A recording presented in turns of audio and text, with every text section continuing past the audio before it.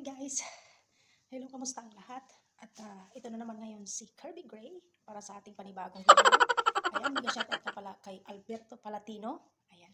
So, ina-accept ko yung kalakal challenge mo, kapatid na Alberto Palatino. So, guys, kagabi ko pa to nakuha yung aking kalakal, kaya lang hindi ko may papakita sa inyo yung kabuuang video kasi meron pong CCTV doon sa likod. So, hindi po ako nakakuha ng video, gawa din po ng madilim siya. So ngayon ipapakita ko lang sa inyo kung saan ko pinulot yung aking napulot kagabi. So ayan, tara puntahan natin, baka mamaya meron pang kasama doon. Tara puntahan natin.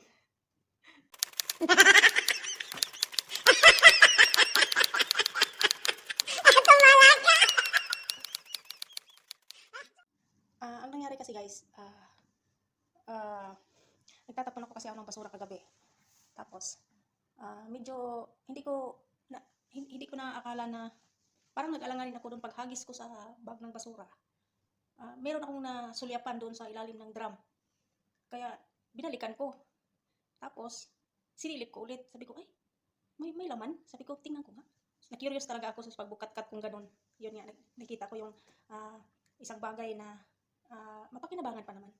So kaya puntahan natin, balikan natin ngayon, baka meron pang kasama doon. Nahiya naman kasi ako magkalkal ng husto dahil bigla pong umandar yung kursi sa likuran ko. May tao pala. Saan ka pa? O diba, kapatid na Alberto Palatino. O, saan ka pa? Vlogger na isang nambabasura. Tara, puntahan natin.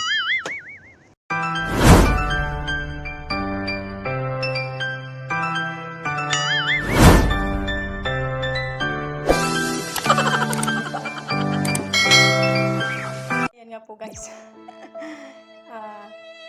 Sa ating kasing isipan, speaking of basura, madumi, di ba? Madumi siya. Marumi siya kasi basura na nga. Siyempre tinatapon natin, hindi na kailangan, kaya nagiging basura. So, ayan, iisipin natin din naman na sa isang basura ay merong halaga, no? Mapapakinabangan pa. So, kaya yung ginagawa ni Alberto Palatino is talagang saludo talaga ako sa iyo, kapatid na Alberto Palatino. Dahil yung determinasyon mo sa buhay ay medyo talagang kakaiba. At pambihira na lang yung mga taong ganun, no? Talagang masasabi nating ulirang asawa at ulirang haligi ng tahanan, no? So, hindi po ibig sabihin na porkit nang babasura ka at nangangalakal ka, talagang ida-down ka ng tao. Hindi naman natin din maiwasan yung ibang nag-iisip ng ganun, no? Kasi meron talagang tayong mga pride, no? Kaya sa mga iba dyan na marami kayong mga basura dyan, mangangalakal na rin kayo. Hindi nyo ba alam yung sa ibang bansa din, yung aking pinsan, nangangalakal din siya, may asawa pang foreigner yun. Oo, may kaya yun. Nagtatapon ng basura yung kapitbahay at saka naglilipat kasi ng tirahan yung kanilang kapitbahay. Tinatapon yung mga di kinukuha niya, sayang na naman, At saka hindi naman nakahalo sa basura. Yung aking nakuha kagabi, nakahalo talaga siya sa basura, guys. Kaya lang, nakaibabaw siya. So, ayan nga, yung kaldero na yon is nasa ibabaw siya ng basura, pero nasa loob ng drum. Ayan. Kami kasi pag magtatapon kami ng mga expired na pagkain na hindi pa talaga nabubuksan, ibubukod ko talaga yon. Hindi ko ihahalo doon sa drum. Ibababa ko doon sa gilid ng drum, sa labas. Para sakaling mayroong may gusto, di kukunin nila, hindi na nahalo sa basura. So, hindi po, kung sinasabi ni Alberto Palatino ang may pera sa basura, sa akin naman, may kaldero sa basura. O, diba? So, ayan guys, maraming salamat at sana na-inspired kayo sa aming ginagawa ni Alberto Palatino. So, sayang nga naman guys na hindi ko talaga nakuhanan ng kabuuang video dahil alam nyo na ang sitwasyon ko dito. So, dahil ingat-ingat din po ako dito. So, imagine nyo na lang kung paano ako nangangalakal. So, ayan guys, keep safe and enjoy lang sa pag-waiti-waiti. So, ayan, big shoutout sa lahat ng ating mga friendship dyan sa YT. And sa mga hindi pa nag-YT, mag-YT na rin kayo. At tara, sinong a-accept ulit dyan ng kalakal challenge? Ayan, credit by Alberto Palatino. O, di ba? So, ayan, Alberto Palatino, ito na yung challenge mo. Ina-accept ko. Bye!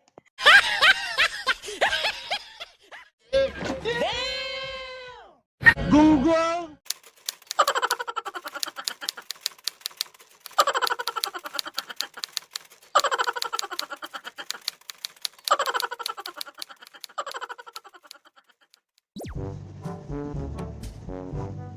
So, ayan. Punta natin sa likod. Nagtatapon ako dito kagabi. Balikan natin. Baka meron pang kasama. Ang napulot ko pala guys is isang tatlong kaldero. Ayan, tatlong kaldero. Tapos, ah, hindi nga lang siya, ganun ka. Siyempre tinatapon na. Silipin lang natin kung meron pang kasama. Pero wala na yata, wala naman ang laman ng drum. So, ayan. Ayan, dito ko yung nakita yung kaldero. Ayan, hindi ko na lang buksan yung isa. Excuse me. Hindi ko na lang buksan yung isa kasi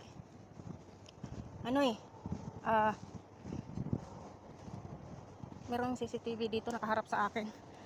So, hindi ko na siya bubuksan. Ayan. Dito ko kasi nagtatapon kagabi. Akay-akay ko yung dalawang supot. Tapos, yung isang supot na sobrang bigat, ibinaba ko sa kariton, yung bang pushcart.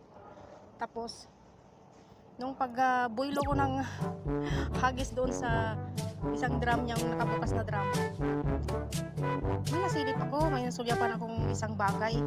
Kaya, kinuha ko ulit yung aking kasi bumagsak na yung isang supot na hinagis ko eh. Sabi ko parang merong laman. Kaya, ayun, pagsilip kong gano'n, may nakuha kong kaldero. Maganda pa naman siya guys. Pa siya? Dalawang stainless. Yung makakapal talaga yung puwet niya. Pwede siyang pangsaingan. Hindi lang siya pwedeng pang ulam, kundi pangsaingan. Oo. Small, medium, large yon. Tapos isang tepal. Isang klase ng kaldero na tepal. Alam niyo yung tepal. So maganda siya. Maganda, mapakinabangan pa. Kaya yun, hindi ko na nga lang maipakita sa inyo kung paano ko kinakalakal yun. Dahil kagabi, madilim kasi dito kagabi. Kaya hindi ko na nakuhanan din ng video. At saka yung kotse na yan, ganyan na yan. Ngayon paghagis ko ng ganun, biglang umaandar, nagulat ako. May tao pala. Kaya hindi ko rin naisipang kuhanan siya ng video kasi madilim nga. Kaya kumpiyansa lang din ako na nangangalakal ako dyan kasi madilim. Yung pala yung kotse na yan, may laman. May tao. Hindi naman naninita kasi malay ba niya? O di ba? Walang basagan ng trip. Kaya yon, tara, pakita ko sa inyo kung anong itsura ng kaldero. Balik tayo sa loob. So ayan nga yun. Pasensya na kayo, talagang imaginin nyo na lang kung paano ako nangangalakal. No? Tuwad-tuwad ako sa drum. Lampas hanggang dibdib yung drum. So hindi ko kailangan kong tumuwad talaga dahil malalim. Kasi tinitingnan ko kung meron pa siyang kasama. Yan. Puntahan natin sa dito yun sa tinatago ko yun dito sa bodega.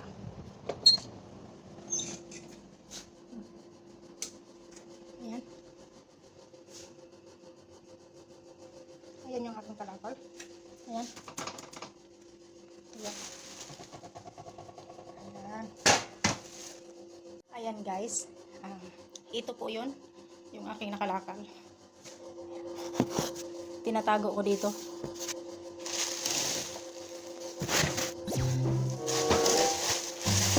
Diba? Ganda ba siya?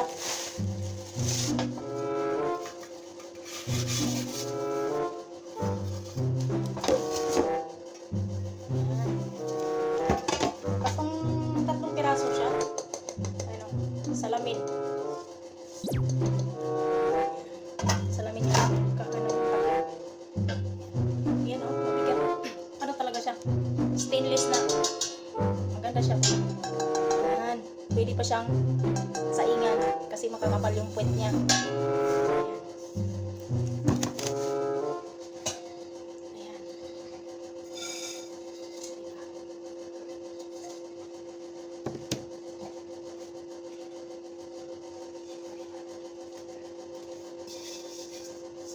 Ito malaki siya, oh.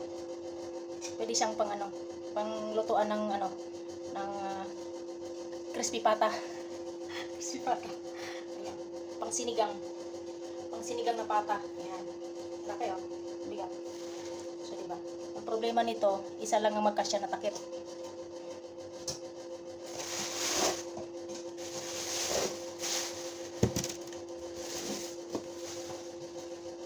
Kasi ito, aabangan ko mamayang gabi, baka yung kaparis nito itatapon din. Pati ito, kasi ito hindi naman niya ito takip. Ayan. Pero kunti lang ang diferensya, pwede siya maging takip. Ayan. Ayan. So itong ang kaparis nito baka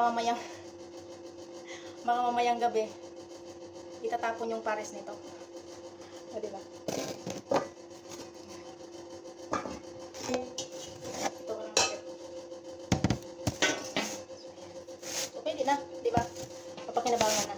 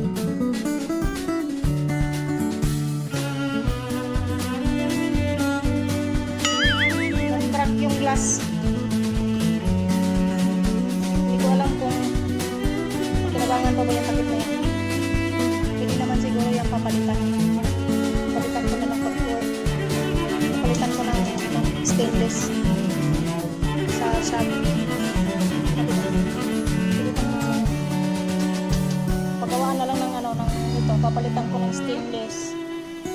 Pagawa doon sa shop.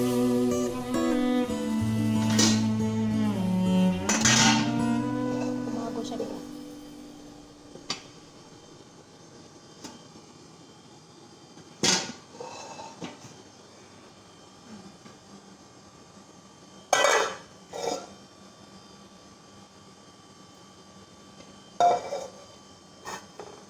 So, pwede naman yata ito dito. Ito siguro yung takip niya. Wala. Ito. Pwede rin dyan. Siguro. Hindi naman. So, ito yung takip niya. Yan. Kasi pa siyang kasya. Bahala na. Basta, iuwi ko yan. Diba? Ano lang. Kulang lang siya sa ano. I-fit lang siya, i-fit. Kasi dapat, ang takip nito is stainless din tulad nito. Ganyan. Pwede rin. Ano? Diba? Pwede rin. Yan. So, ito. Papalitan na lang to kasi yung fiberglass is nag-crack. Pagbalik ko ng ano, ito, nag-crack na sobrahan ng higpit. So, ayan. Hindi lang may pera sa basura, pati kaldero. May basura sa kaldero. So, diligpit ko na.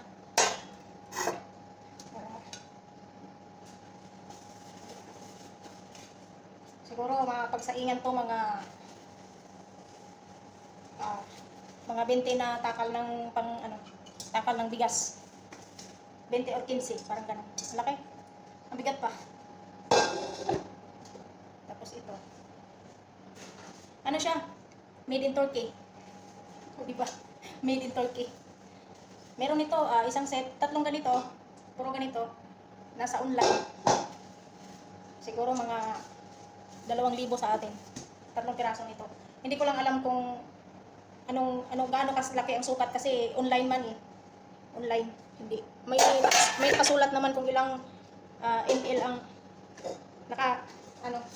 kaya lang hindi natin matansya kung hindi ko alam kung meron kasi siyang ml letter, ito 12 letter, mga ganun. Bala ko siyang paputiin kaya lang ganyan na talaga siya. Ano siya ano ba? Granite na yun, tawag man. Basta tipal, yun na yun.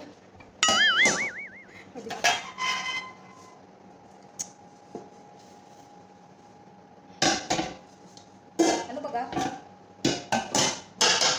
Diba? Nagmukhang bago na siya. Diba kasi nabasag eh. Diba? Yan ang tunay na Pilipino. Masinop. Kahit nasa ibang bansa, namamasura, ano?